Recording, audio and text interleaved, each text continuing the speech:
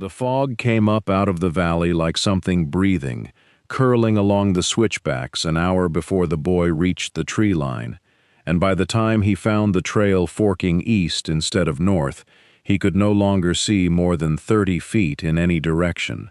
He had been walking since dawn, following a logging road that had gone from gravel to dirt to little more than a suggestion pressed into the mountainside, and his boots were soaked through from creek crossings he hadn't planned for. The pack on his shoulders held everything he owned: a bedroll, a folding knife, 2 changes of clothes, a coil of wire he'd been saving for no particular reason, and $41 folded into a sock. It was enough to remind him what he didn't have, which was a place to be. He almost walked past it.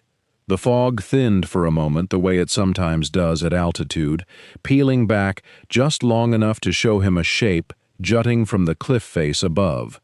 Not rock, not timber, but something built. Steel legs rose out of the mountainside like the bones of an animal too large for its skin, and above them sat a squat wooden structure with a peaked roof gone silver-gray with age, its windows dark, its outline strange against the white sky. A cable, thick as his wrist, ran out from beneath it and vanished into the fog toward the far side of a valley he couldn't see the bottom of. He climbed toward it without deciding to, the way a person walks toward warmth. The path that had once served it was mostly gone, swallowed by chokecherry and deadfall, but enough of it remained in the shape of the land, a shelf here, a switchback there, that he found his way up in 20 minutes, breathing hard, his hands raw from grabbing at branches. The door was unlocked. Not open, but unlocked, the way doors get when the people who might have locked them have been gone long enough that locking no longer matters to anyone. It resisted his shoulder with a groan that seemed to come from somewhere in the walls rather than the hinges, and then it gave, and he stepped into a room that had not felt a draft in longer than he had been alive. Dust lay over everything in a fine, undisturbed gray, thick as a blanket on the ticket counter, on the wooden bench along the wall, on a rack of tin fare tokens still sitting in their slots, as though someone meant to come back for them that afternoon. A calendar hung crooked near the window, its pages swollen with old damp, the numbers on it too faded to read. He stood there dripping onto the floorboards, and for the first time in longer than he could remember, the cold outside felt very far away. He let the pack slide from his shoulders and set it against the counter, careful not to disturb the dust more than he had to, the way a man learns to be careful in other people's houses, even when no one is left to mind. The ticket room opened into a narrower hall, and the narrower hall opened into something larger, something that made him stop in the doorway and just look. The machinery hall was 2 stories of shadow and iron, lit by a row of high windows so filmed with grime that the light came through the color of weak tea. A hall wheel taller than he was stood at the center of it all, ringed with teeth gone orange and furred with rust, and beneath it a hand-crank mechanism sat bolted into a concrete plinth, its long iron arm resting at an angle like something asleep rather than something broken. Gears the size of wagon wheels meshed against smaller ones in a train that ran up into the dark toward the roofline, where he could just make out the shape of a drum wound thick with cable, the line itself vanishing out through a slot in the far wall and into daylight. He walked the length of it slowly, running a hand along a support beam gone soft with dry rot in places, solid as stone in others, reading the building the way he'd learned to read old barns and collapsing sheds back when he was still young enough to be told to stay out of them. Someone had built this to last. Someone had also, at some point, simply stopped coming. A set of double doors on the far wall stood half open, warped on their frames, and through the gap he could see out into the gray afternoon, down the long throat of the valley where the cable ran taut between the mountains like a single drawn thread. He pushed through and stood on a narrow platform edged with a rusted rail, wind pulling at his wet coat, and that was when he saw it. Far out over the trees, small with distance, hung a gondola cabin, motionless. Not swaying, not creaking, just hanging there on the line the way a bird hangs frozen in the instant before it decides to fly, caught between the two mountains as if the whole system had simply paused mid-thought years ago and forgotten to finish the motion. He couldn't tell from here if the glass was intact, if the door was shut, if there was anything inside it at all, but something about the stillness of it, deliberate-looking almost, snagged in his mind and would not let go. He stood there longer than the cold should have allowed, staring at that small suspended shape until his eyes ached from the strain of distance, and something in him, some old habit of curiosity he'd thought the road had worn smooth, sharpened to a point. Eventually the cold won the argument the gondola had started, and he backed off the platform, pulling the door shut against the wind, the way he'd shut 100 other doors in 100 other places that never asked him to stay. But this one felt different in his hand. Heavier, somehow, though it was the same warped wood as every other door in the station. He chose the ticket room to sleep in, mostly because it had the smallest windows and the thickest walls, and because the old iron stove squatting in the corner looked like it might, with enough patience, remember how to be useful.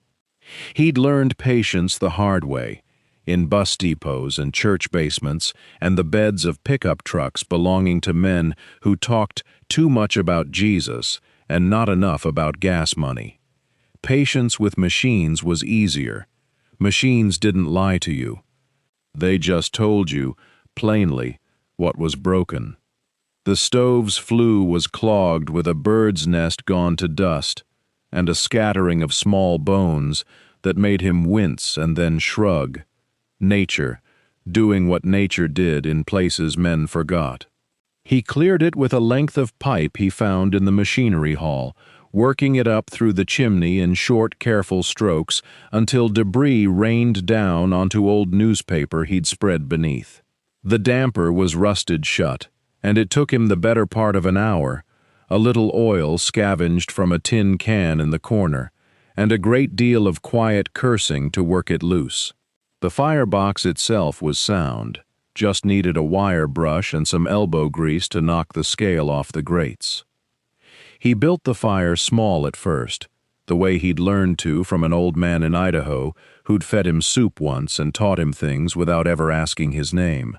Kindling first, then the split lengths of pine he found stacked, forgotten, beside the woodpile out back. Dry as bone, untouched by whatever years had passed since someone last needed them. The stove smoked, coughed, and then caught, and the small orange light inside it was the first warm thing he'd seen in 3 days of walking. He swept the room out with a broom made from a bundle of branches lashed to a broken handle, cleared the dust from a cot frame that had somehow survived with its canvas mostly intact, and laid his bedroll over it. Outside, the wind kept working at the eaves, the same wind that pulled at that motionless gondola out over the valley, and he found himself glancing toward the window more than once, as if the shape might have moved. It hadn't, but he'd have time to think about that. For tonight there was only the fire, ticking softly in its iron box, and the strange, unfamiliar comfort of 4 walls that were, for the moment at least, entirely his own.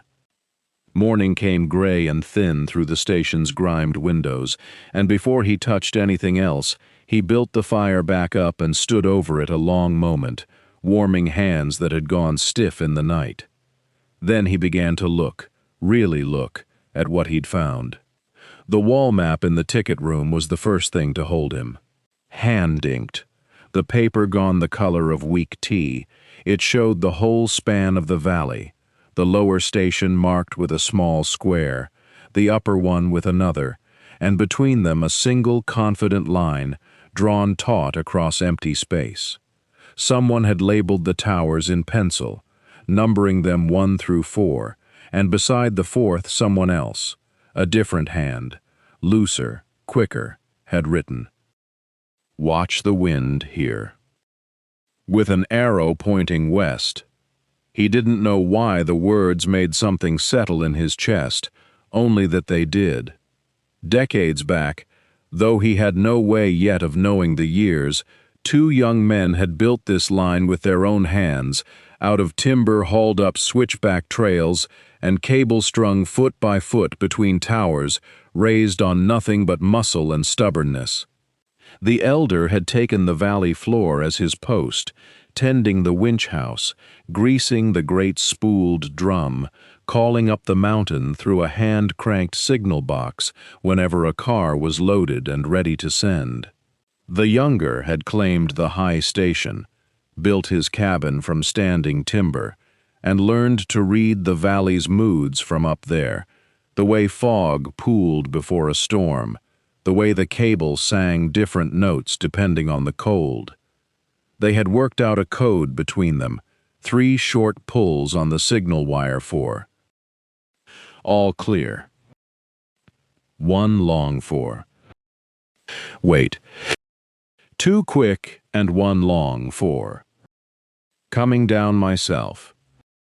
And some mornings, before the real work started, the younger would send the same private signal down just to hear the elder answer it, a foolish little rhythm that meant nothing to anyone but them, a joke passed back and forth across 2 miles of empty air. The elder always answered, even when the wind howled through the towers, even when the cable iced over and groaned like something alive. He'd stop what he was doing and answer, because a man ought to know his brother was still up there, still breathing, still fine. Logan knew none of this yet, standing in the cold ticket room with his fingers tracing the pencil arrow at Tower 4. But something in the careful lettering, the 2 different hands sharing 1 map, told him this hadn't been built by strangers to each other. It had been built by people who trusted one another with their lives on a strand of half-inch cable, and that kind of trust left marks, even in silence, even in rust. He folded the thought away for later and went to find the crowbar he'd need for the machinery hall doors. The crowbar took some finding. He located it at last behind a stack of rotted feed sacks in the ticket room's back corner, its handle wrapped in a rag someone had tied there so long ago the knot had fused into the fabric. He worked the flat end into the seam of the machinery hall doors, leaned his weight into it, and felt decades of rust give way in a shudder that ran up through his shoulders. The doors opened with a groan like a held breath finally released. Inside, the air was colder and drier than the ticket room, tanged with old grease and cold iron. Gears the size of wagon wheels sat in their frames, furred with rust but intact, their teeth still cleanly cut where the metal hadn't corroded through. A hall drum wrapped in slack cable dominated the center of the room, and above it, a shelf built into the wall held a row of ledgers, their spines cracked, their covers gone soft with damp and years. He pulled the first one down carefully, the way he'd learned to handle things that might not survive a second handling.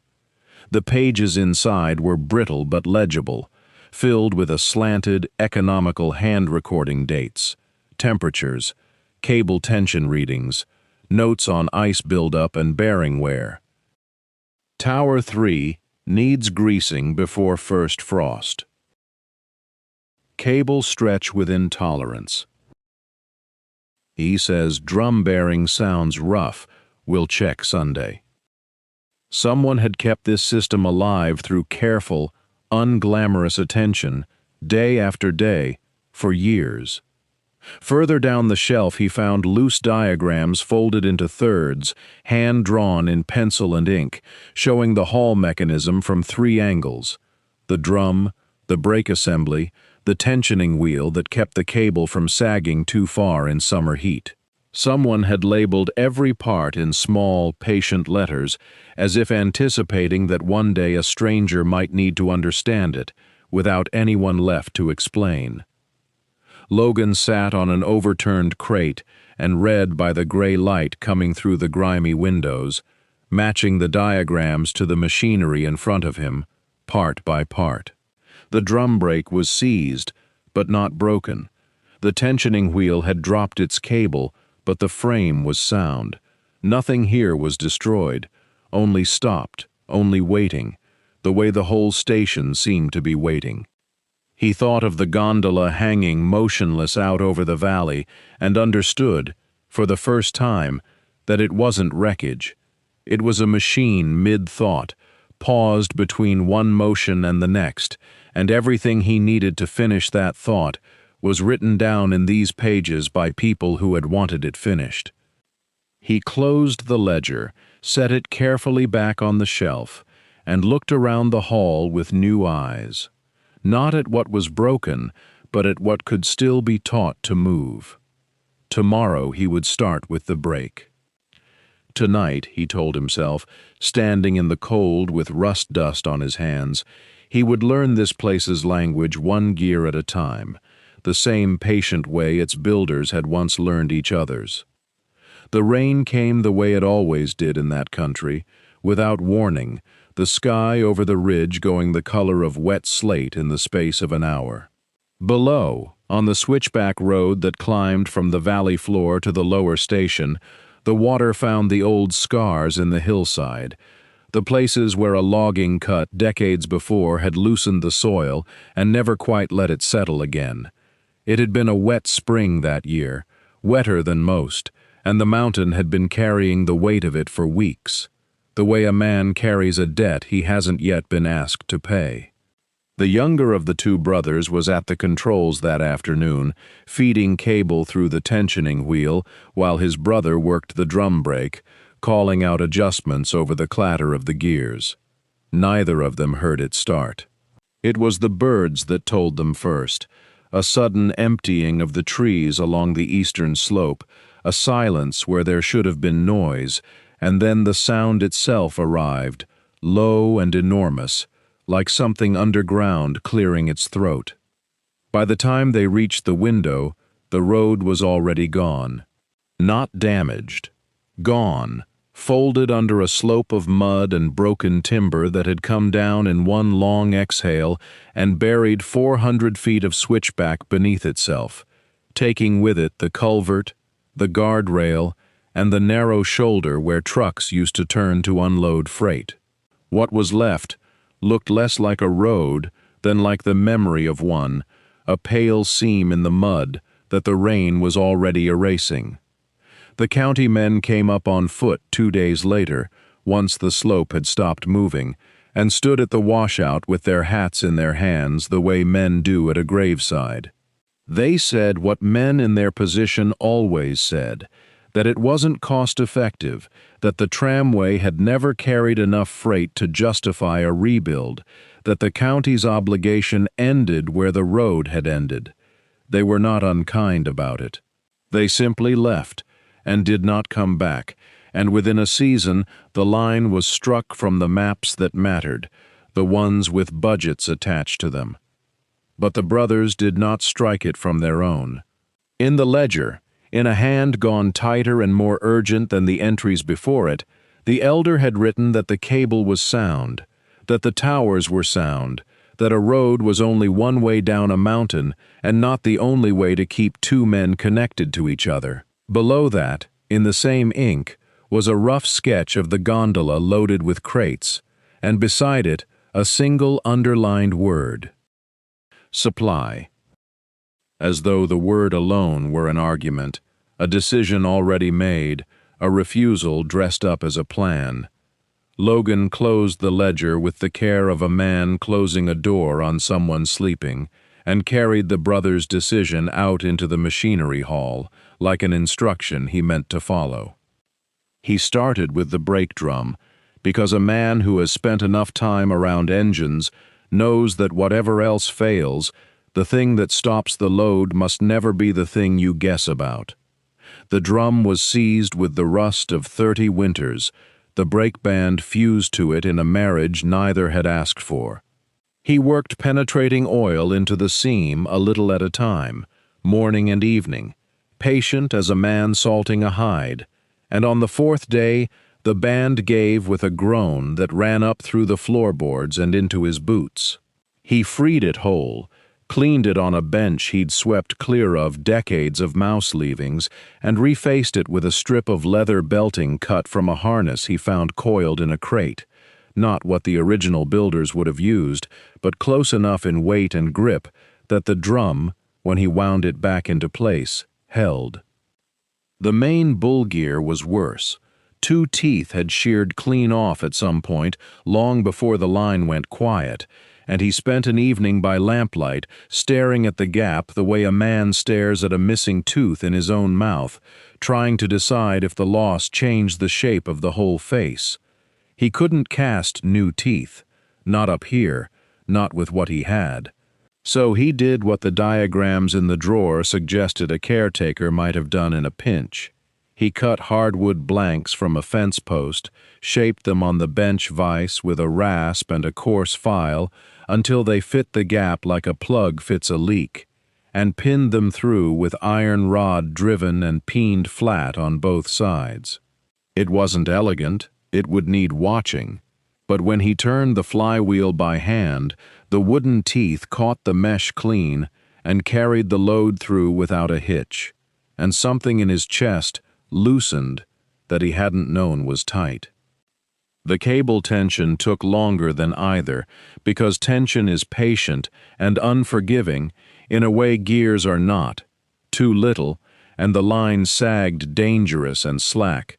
Too much, and the old anchor bolts groaned in the rock like something waking against its will. He crept the tensioning screw a quarter turn at a time, sighting down the span each time toward the motionless gondola out over the trees, watching for the sag to lift a fraction, a hand's width, then another, over the course of 3 days that felt like 30. By the end of the week, the crank turned under his hands with a heaviness that was work, honest work, but not the frozen refusal it had been when he'd first laid a palm on it. The gondola out over the valley had not moved yet, but the system beneath it, gear and drum and cable, had begun, for the first time in longer than he could guess, to remember how. He waited for a morning without wind before he tried it in earnest. The valley had a way of holding its breath at first light. The mist still pooled low among the pines, the cable overhead dry and quiet, and he figured if the line was ever going to move without protest, it would be then. He checked the anchor bolts one more time, ran his palm along the drum to feel for burrs, and set his hands to the crank the way he'd learned to set them to anything worth doing carefully, loose enough to feel trouble coming, firm enough to stop it. The first turn dragged, the second gave a fraction. By the 5th, the gears found their rhythm, wood biting metal in a steady clatter that echoed off the rock face and came back to him changed, softer, like the mountain approved. Out over the trees the gondola shivered, not much, a twitch along its hanging chains, and then, impossibly, began to slide. It came slow, the way anything does that has waited that long. He kept the crank even, watching the cable for sag, watching the gondola grow from a distant rust-colored speck into a shape with edges, with a door, with a roof gone silver green under decades of weather. When it finally settled into the cradle at the platform's edge, close enough to touch, he stood there a moment with his hands still on the crank, unwilling to quite believe it, before he let go and stepped forward. The door hinge had rusted solid, and he had to work it with oil and patience and the flat of a screwdriver before it gave with a groan that sounded almost grateful. Inside, the bench seats had rotted through in patches, and a floorboard had buckled upward, but tucked beneath it, wedged where it had clearly been placed on purpose, rather than left by accident, sat a metal case with a small brass padlock gone green with age. He carried it out into better light before he touched it further. The lock took some convincing, a thin blade, a little grease, more patience than force, but it finally clicked open with a small, defeated sound. Inside, folded in oilcloth gone stiff and brittle, were survey maps marked with pencil lines he didn't yet understand, photographs of two men standing before buildings he half recognized, and a small tin box that rattled faintly when he lifted it. He opened it to find a single set of keys, iron dark and cold, tied with twine to a paper tag whose ink had faded but not vanished. Upper Station, it read, in a hand careful enough to have once mattered to someone. Below it, in smaller letters, a name for the opposite mountain, one he didn't recognize from any map he'd yet seen, tacked to the ticket room wall. He sat back on his heels in the gondola doorway, the mist below him just beginning to burn off, and understood, with a certainty that settled into his chest like the tension finally holding true in the cable overhead, that the station had never been meant to stand alone. The photographs told him more than the maps did, once he laid them side by side in the ticket room and let the afternoon light fall across them. Two men, close enough in the face to be brothers, though one wore his hat pushed back, and the other kept his button to the throat, even in what looked like summer. In one photograph they stood shoulder to shoulder before this very station, the paint still bright on the sign above the door. In another, taken from farther off, the gondola hung between them like a held breath, and someone had written a date on the back in pencil, so light it seemed almost embarrassed to be there. He didn't need the journals to imagine what came after the road gave way. He'd seen enough washed-out mountain grades in his short life to know what a landslide does to a place that depends on wheels, how it doesn't just block a path, but erases the reason anyone believed the path would always be there. The county would have looked at the cost of rebuilding a road to a tramway nobody official cared about anymore, and they would have written it off the way counties write off anything that costs more than it earns. But the brothers hadn't written it off. That much was plain in the careful mechanics of what they'd left behind.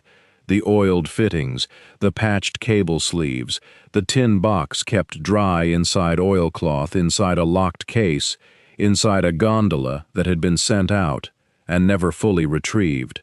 He pictured it without needing the words for it.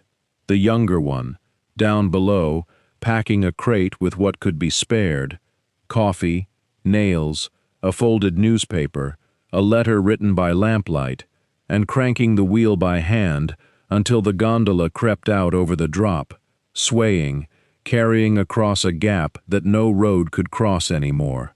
He pictured the answer coming back the same way days later. Another crate, another letter, the handwriting a little more tired each time but still coming, still reaching. It would have taken strength he could only guess at, to keep something so simple running by hand, gear by gear, for the sake of a brother he could no longer walk to.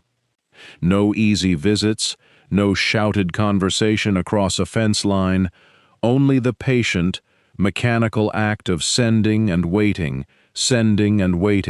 the cable doing what the road no longer could.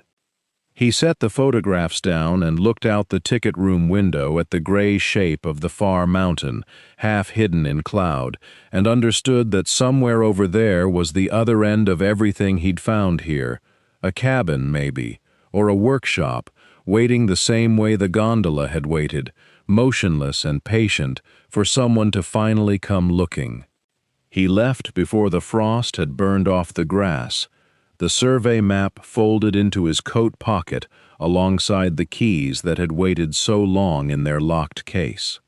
The old lines on the paper didn't match anything he could see at first, a dotted trail marked with a hand that had died decades before the ink faded, but he matched contour to contour, ridge to ridge, until the shape of the mountain in front of him started to agree with the shape drawn in pencil. The hike took most of the day.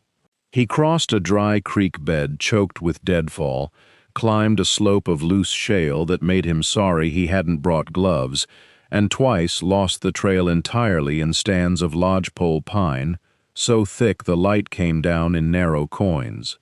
He found deer trails and followed them when they matched his bearing, abandoned them when they didn't. By early afternoon the ground began to level, and through a gap in the brush he saw a shape that didn't belong to the mountain. A roofline, silvered and sagging under years of needles, half swallowed by young trees that had rooted right up against the walls as if trying to pull it back into the earth. He stood there a long moment before he let himself believe it. The upper station was smaller than the one he'd made his home, but built the same way. Squared timber, a stone foundation, a low door facing away from the wind. Beside it sat a cabin, shutters gray and split, a stovepipe leaning at a wrong angle against the sky. He pushed the door open with his shoulder and stepped into a single room that still held the shape of a life. A bed frame, a table, a shelf of tins gone to rust, a coat still hanging on a nail, as though its owner had only stepped out to check the weather. Behind the cabin stood a workshop, and here his breath caught for a different reason. Tools hung on their pegboard outlines exactly where hands had last placed them: wrenches, files, a bench vise still gripping a half-finished bracket, everything coated in dust but preserved by the dry mountain air, waiting the way the gondola had waited, the way the whole valley seemed to wait. He walked past the buildings to where the trees broke open onto a shelf of granite, and the valley fell away beneath him in a long green sweep, the lower station a pale speck far below at the end of its silver thread of cable. Wind moved through the pines behind him, unhurried, patient, the same patience that had kept this place hidden for so long. He stood at the overlook a long time, letting the wind empty his thoughts, before he turned back toward the workshop to see what could still be saved. The workshop gave up its secrets slowly, the way everything in that place seemed to want to be earned, rather than simply found.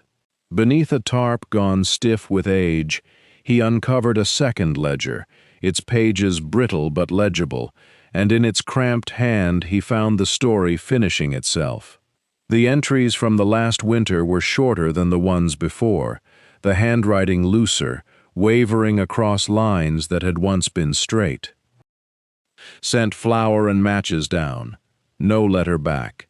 Hands too poor for the crank today. Then, weeks later, a single line. Have not heard the bell in some time. Pray, he is only busy. After that, nothing. The rest of the ledger sat empty, page after page of unclaimed space, as though the mountain itself had gone quiet, waiting for words that never came. He understood then what the case had been holding all along. The final letter, the one folded so carefully beneath the photographs, had never been an answer to anything. It had been written and sealed and set aside for a crossing that never happened, because by the time the younger brother reached for the crank one more time, there had been no one left below strong enough to receive it. The bell that once rang between two mountains had simply stopped mid-sentence, and stayed stopped for 40 years. He carried that knowledge back down the mountain the way he carried tools, careful not to drop it, and it stayed with him through the following weeks as he split his days between both stations, mornings greasing gears in the lower machinery hall, afternoons hiking the ridge trail to patch the caretaker's roof and clear brush from the overlook. Word of the work traveled the way word always did in a place like Cedar Pass, passed hand to hand across a feed store counter, mentioned over coffee, until one gray Tuesday, an old rancher rode his truck up the fire road as far as it would take him and walked the rest, boots crunching gravel, hat pushed back to squint up at the cable line strung taut between the peaks. He stood a long while at the lower station's open doorway, watching Logan work the crank handle until the gears caught and turned with a groan that carried out over the valley like something waking up. "Didn't think anyone'd hear that sound again," the rancher said finally. Not quite a question. Logan wiped his hands on his jeans and didn't answer right away, because there wasn't a short way to explain two brothers and a bell that stopped ringing. Instead, he just nodded toward the mountain across the valley, toward the thin silver thread still holding, still waiting, and said the only true thing he had: working on it. The rancher came back the following week. He wasn't the only one. By October, the line ran clean both ways. He'd spent the better part of 2 weeks packing the bearings with new grease, splicing a frayed section of cable with wire rope clamps he'd bought with money earned fixing the rancher's hay baler, and testing the haul system empty a dozen times before he trusted it with weight. On the morning he finally sent a gondola the full span, he stood in the machinery hall with his hand on the crank and felt the whole mountain seem to hold its breath with him. The letter rode in his coat pocket, not the gondola. He'd decided that weeks before, somewhere between reading it the 3rd time and reading it the 10th, that some things a man had to carry himself. He crossed on foot, up the switchback trail he now knew better than any road he'd ever walked, and reached the upper station by early afternoon. The caretaker's cabin had a new roof by then, tar paper at least, though he planned shingles before snow. He built a small fire in the stove he'd cleaned and repaired, the twin of the one below, and he sat at the workbench where a man had once written careful letters to a brother he could no longer reach. He didn't read it again. He'd memorized it anyway. A younger brother's plain, worried hope that the elder's cough had eased, that the supplies had come through, that the line might run again before winter. He folded it once more along its old creases and set it on the desk, weighted down with a stone from the overlook, where anyone who came looking for the story could find it and understand. Then he stood at the lookout a long while.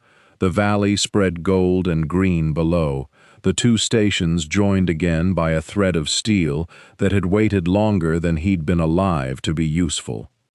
He came down before dark. The lower station was home in every way that mattered now.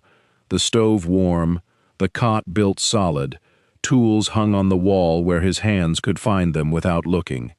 Saturdays brought visitors, a few at first, then more.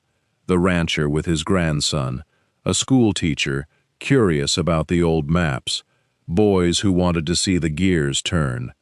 He taught them what he knew, showed them the crank, let them feel the cable hum under their palms. He didn't need the whole valley to understand what he'd found up there. He only needed the fact of it, 2 stations breathing again across the gap that had once swallowed a family's voice, to mean he'd built something worth staying for.